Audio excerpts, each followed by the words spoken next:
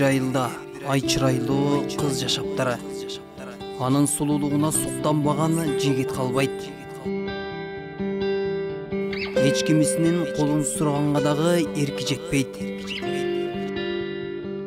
Себеби айылда жашаган бир даанышман абышка кимдир бирөө бул кызды бетинен өпсө каза болот деген экен.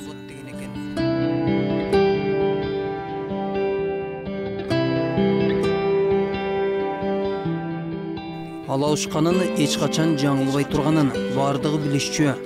Ошондуктан сулуу кызга бир да жигит сезими тууралуу айткан эмес.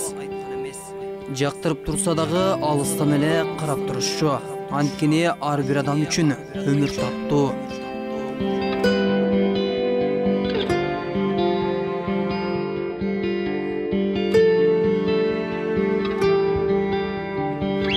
Күндөрдүн биринде башка айылдан келген жигит ашынган сулуу кызды бир көрүп сүйүп калат. Эч кимди укпастан сезимдерин билдирип, бетинен өбөт.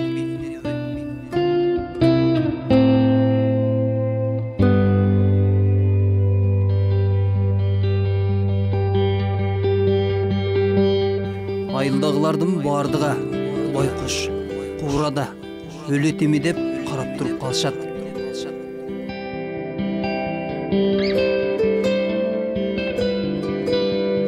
Бирок чечкиндүү жигит менен эч нерсе болбойт. Ал андан ары сулуу кыз менен сүйлөшүп тура берет. Эки жаш бирин-бири жактырып, экөөнүн ортосунда сүйүү сезими пайда болот. Жигит кыздын колун сурап үйлөнөт. Калган жигиттер таң калып, даанышманга барышат. Сиз айтпадыңыз беле, бул кызды бетинен өпкөн жигит каза болот деп.